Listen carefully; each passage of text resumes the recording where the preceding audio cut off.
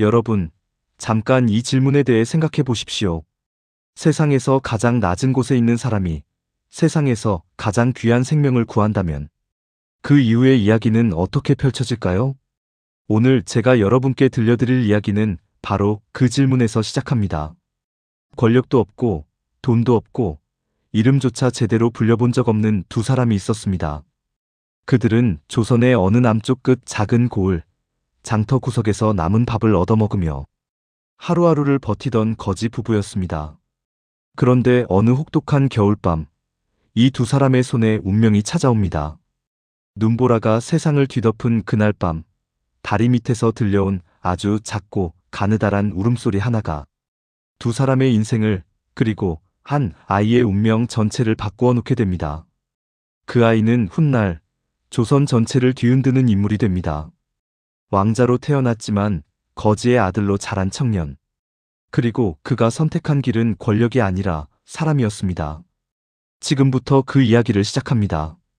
때는 조선 어느 해 겨울이었습니다. 그의 겨울은 유난히 혹독했습니다. 장터 사람들은 일찌감치 문을 걸어 잠갔고 길에는 사람, 그림자조차 보이지 않았습니다. 눈보라가 천지를 뒤덮고 바람이 온 세상을 칼처럼 베어내는 밤이었습니다. 그 혹독한 밤, 마을 외곽의 낡은 다리 아래에서 불빛이 흔들리고 있었습니다.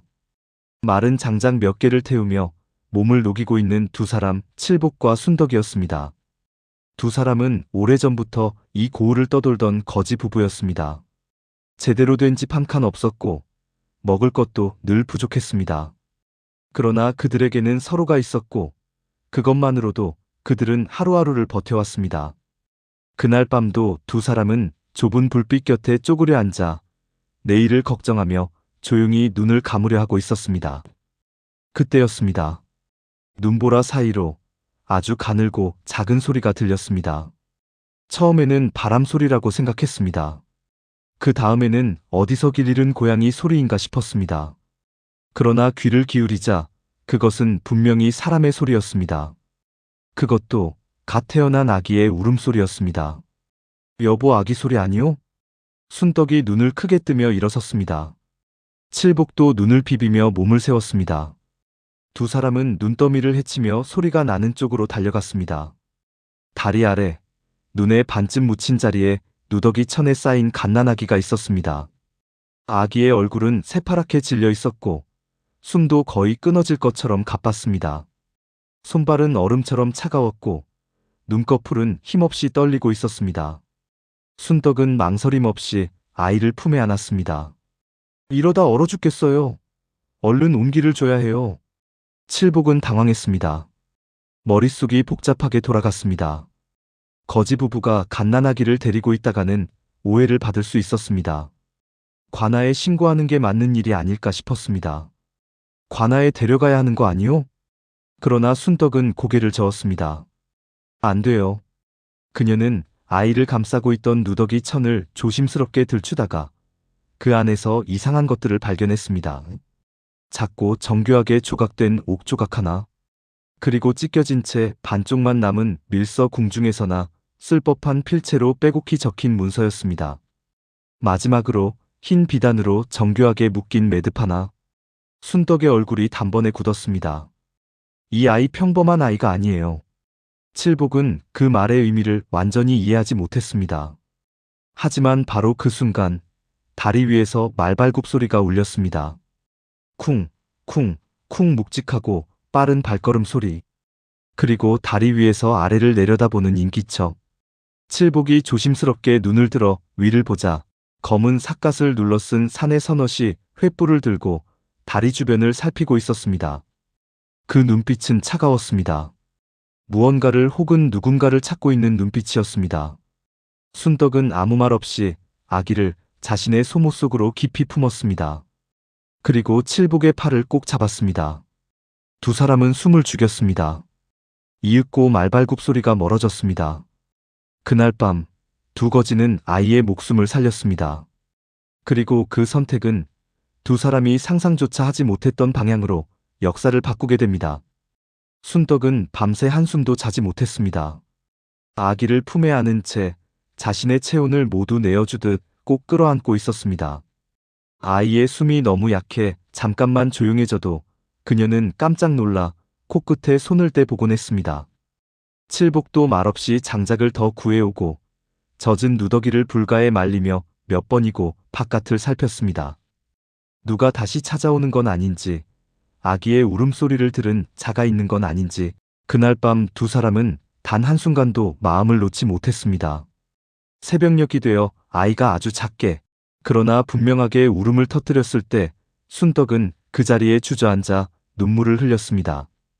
살아있구나. 아직 이 아이는 살겠구나. 그 순간 그녀는 이상하게도 두려움보다 먼저 미안함이 밀려왔습니다. 세상에 태어나자마자 눈보라 속에 버려져야 했던 아이.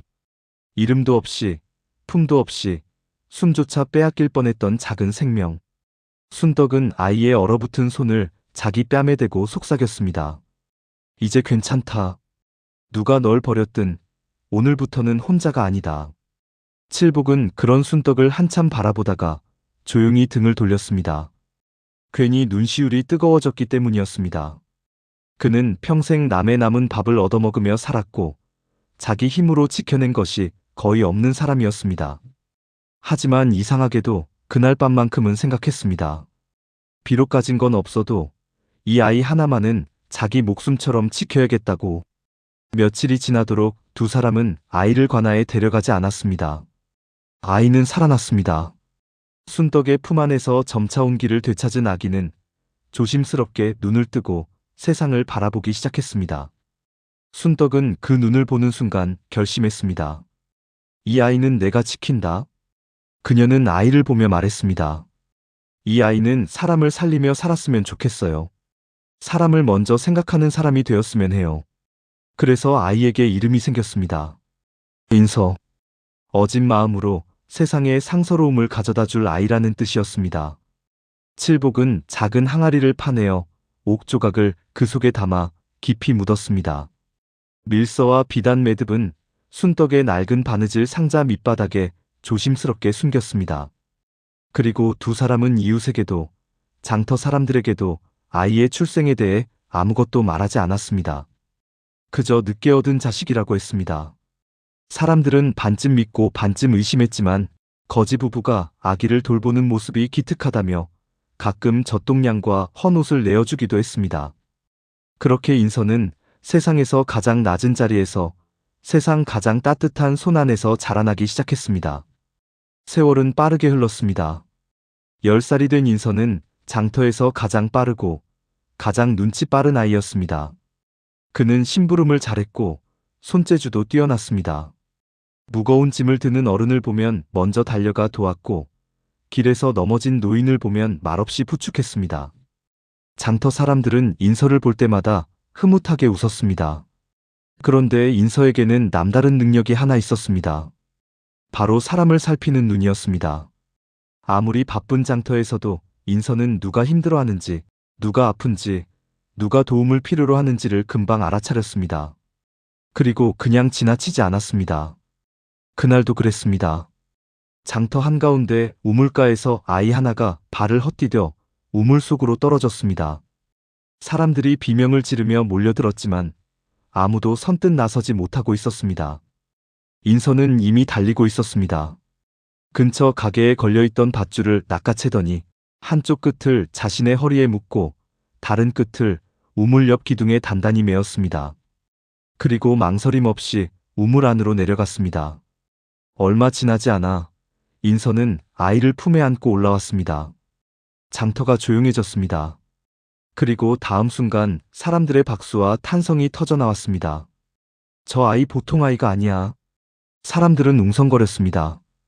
거지 부부가 키운 아이라고는 믿기 어려울 만큼 인서의 행동은 거침없고 따뜻했습니다. 그런데 그날 이후 장터에는 낯선 사람들이 눈에 띄기 시작했습니다. 검은 삿갓을 눌러쓰고 무리지어 다니는 사내들.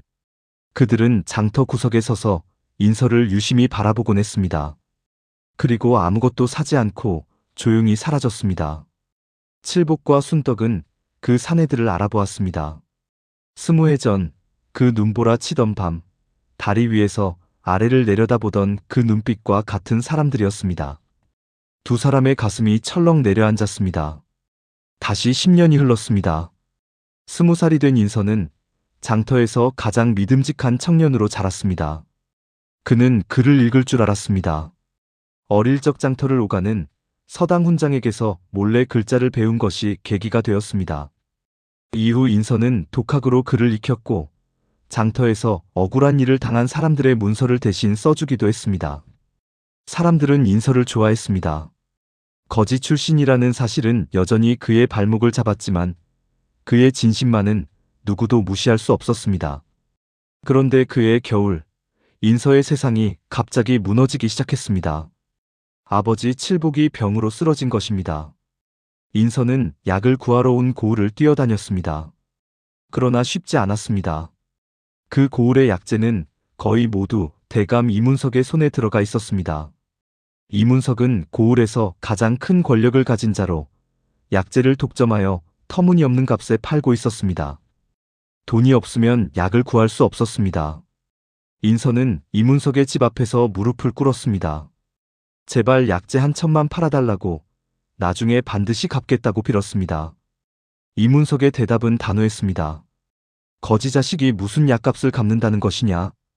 약을 구하지 못한 칠복은 결국 혹독한 겨울을 버티지 못하고 세상을 떠났습니다. 그날 밤 인선은 아버지 곁을 떠나지 못했습니다. 식어가는 손을 두 손으로 감싸 쥐고 혹시라도 다시 눈을 뜨지 않을까 몇 번이고 얼굴을 들여다보았습니다. 어릴 적부터 칠복은 늘 인서에게 배불리 먹인 적은 없었어도 먼저 사람을 도우라고 가르친 사람이었습니다. 길가에 쓰러진 이를 보면 그냥 지나치지 말라고, 가진 것이 적을수록 마음만은 더 넉넉해야 한다고 말하던 사람이었습니다. 그런 아버지가 약 한 첩 구하지 못해 눈을 감았다는 사실은 인서의 가슴을 칼처럼 후벼 팠습니다. 장례를 준비하는 동안에도 인서는 자꾸만 어린 시절이 떠올랐습니다. 비 오는 날이면 낡은 삿갓을 자기 머리가 아니라 아들 머리 위로 먼저 씌워주던 모습, 장터에서 얻어온 마른 떡 한 조각을 둘로 쪼개면서도 꼭 더 큰 쪽을 인서에게 내밀던 손, 사람들이 거지 자식이라 손가락질해도 내 아들은 사람 노릇 아는 놈이다 하고 웃어주던 얼굴. 그 모든 순간이 한꺼번에 밀려와 인서는 끝내 울음을 삼키지 못했습니다. 그는 텅 빈 방 한가운데 무릎을 꿇고 오래도록 고개를 들지 못했습니다. 분한 마음도 있었습니다. 세상이 이렇게까지 불공평할 수 있는지, 어째서 선하게 살던 사람은 약 한 첩 없이 죽어야 하고 창고에 곡식과 약재를 쌓아둔 자들은 따뜻한 방 안에서 웃고 있는지 참을 수가 없었습니다. 바로 그 밤, 인서의 마음속에서는 슬픔과 함께 처음으로 뜨거운 결심 하나가 움트기 시작했습니다. 다시는 자신이 사랑하는 사람이 돈이 없다는 이유로, 신분이 낮다는 이유로 억울하게 죽게 두지 않겠다는 결심이었습니다. 임종 직전, 칠복은 인서의 손을 꼭 쥐었습니다. 그리고 떨리는 목소리로 말했습니다. 너는 우리 아이가 아니다. 인서의 숨이 멎는 것 같았습니다. 칠복은 순덕에게 눈짓을 했고 순덕은 눈물을 흘리며 오래된 바느질 상자를 꺼내왔습니다. 그 안에는 20해 동안 단 한 번도 꺼내지 않았던 것들이 그대로 있었습니다. 흰 비단 매듭, 반쪽짜리 밀서, 그리고 항아리에서 꺼낸 작은 옥조각. 순덕은 떨리는 손으로 그것들을 인서의 손에 쥐어주며 말했습니다. 20해 전 다리 밑에서 눈보라 속에 널 발견했단다. 넌 우리가 낳은 아이가 아니야. 하지만 우리가 키운 아이야. 그것만은 변하지 않는다. 인서는 한동안 말을 잇지 못했습니다. 세상이 빙글빙글 돌아가는 것 같았습니다. 며칠 뒤, 인서는 밀서의 글씨를 유심히 살폈습니다. 글씨는 범상치 않았습니다. 일반 백성이나 양반이 쓰는 글씨체가 아니었습니다. 이것은 궁중 서찰에서나 볼 수 있는 필체였습니다. 그리고 옥조각의 문양을 들여다보던 인서는 숨을 멈췄습니다. 그 문양은 왕실의 옥새에 새겨진 문양과 같은 것이었습니다. 인서는 천천히 앉았습니다. 손이 떨렸습니다. 머릿속에서 수많은 생각들이 소용돌이쳤습니다. 이것이 무엇을 의미하는 것인가? 그 순간 어린 시절부터 자신을 지켜보던 검은 삿갓의 사내들이 떠올랐습니다. 그들은 왜 자신을 그토록 오랫동안 지켜봤던 것인가? 그리고 아버지 칠복이 그토록 조심스럽게 자신의 출생을 숨겼던 이유는 무엇인가? 모든 것이 하나로 연결되기 시작했습니다. 그러나 인서는 이 사실을 섣불리 드러낼 수 없었습니다. 자신의 출생이 무엇을 의미하는지 아직 완전히 알 수 없었고 그 사실이 자신에게 어떤 위험을 불러올지도 몰랐습니다. 인서는 조용히 옥조각과 밀서를 다시 품 안에 감추었습니다. 그리고 바로 그 무렵 고을에서는 큰 일이 벌어졌습니다. 대감 이문석이 세곡을 2배로 올린 것입니다. 세곡은 나라에 내는 곡식 세금이었습니다. 그것을 갑자기 2배로 올린다는 것은 이미 가난에 허덕이는 백성들에게는 사실상 사형 선고나 다름없었습니다. 장터 사람들의 얼굴이 어두워졌습니다. 굶어 죽는 사람들이 하나둘 생기기 시작했습니다. 아이들이 울었고 노인들이 쓰러졌습니다. 그러나 관아는 아무 말이 없었습니다. 사람들은 두려워했습니다. 이문석의 권력에 맞설 수 있는 사람이 없었기 때문입니다. 그런데 어느 날 장터 한가운데서 인서가 외쳤습니다. 사람 목숨이 먼저입니다. 장터가 조용해졌습니다. 인서는 계속했습니다. 세곡이 2배가 된 것이 얼마나 부당한지, 그로 인해 얼마나 많은 사람들이 고통받고 있는지를 또렷한 목소리로 말했습니다. 그는 관아에 이 사실을 알려야 하며 백성들이 힘을 모아야 한다고 했습니다. 사람들은 술렁였습니다. 그리고 그 술렁임 속에서 조심스러운 동의가 번져갔습니다. 맞는 말이야. 저 청년 말이 옳아. 우리가 가만히 있으면 안 되는 거야. 백성들의 마음이 움직이기 시작했습니다. 하지만 그것은 동시에 대감 이문석의 분노를 불러일으켰습니다. 그날 밤 횃불을 든 포졸들이 장터로 쏟아져 나왔습니다. 인서를 잡아들여라.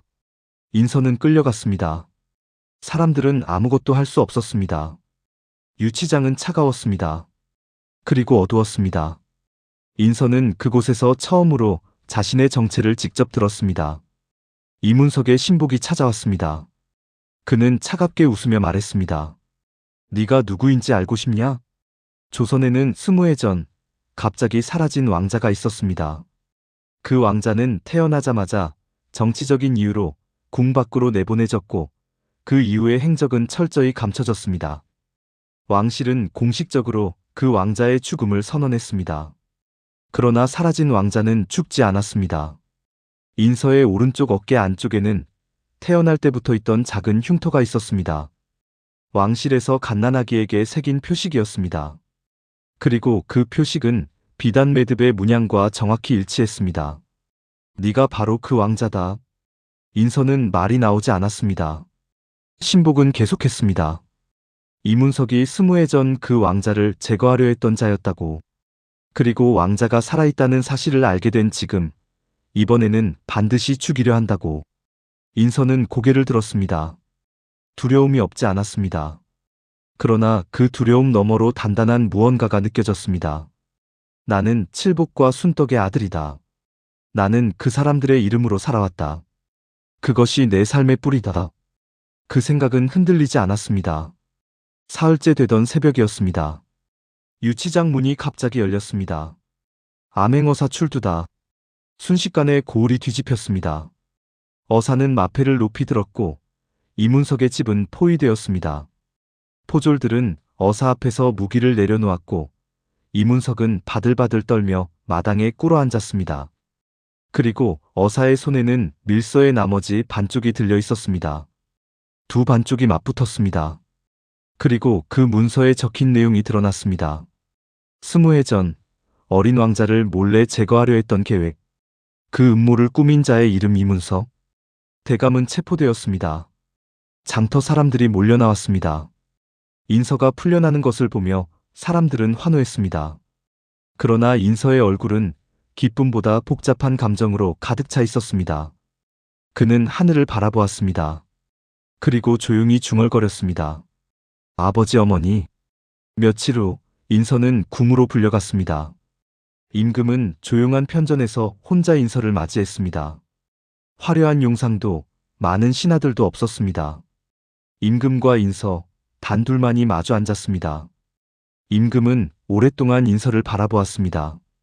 그리고 낮은 목소리로 말했습니다. 너는 왕자가 맞다. 이 나라의 혈통이 내 안에 흐른다. 인서는 고개를 숙였습니다. 그리고 말했습니다. 저를 낳은 분들이 어찌 되셨는지는 모릅니다. 그러나 저를 키운 분들은 거지였습니다. 저는 그분들의 아들입니다. 침묵이 흘렀습니다. 임금은 눈을 감았다가 천천히 떴습니다. 왕자로서의 권리를 주장하지 않겠다는 것이냐? 인서는 잠시 생각했습니다. 그리고 말했습니다. 저는 왕자이기 이전에 장터에서 굶주린 사람들 옆에서 자란 사람입니다. 그 경험이 저를 만들었습니다. 높은 자리보다는 그 사람들 곁에 있고 싶습니다. 임금의 눈빛이 달라졌습니다.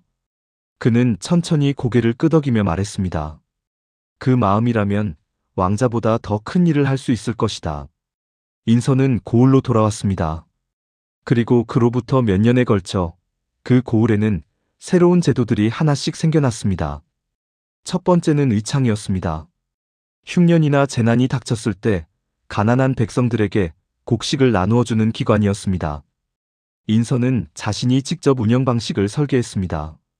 누구도 신분이나 재산을 이유로 거절당하지 않도록 규정했습니다. 두 번째는 약방이었습니다. 아버지 칠복이 약을 구하지 못해 세상을 떠났던 그 기억이 인서의 가슴 속에 늘 남아 있었습니다. 그는 돈이 없어도 치료받을 수 있는 약방을 만들었습니다.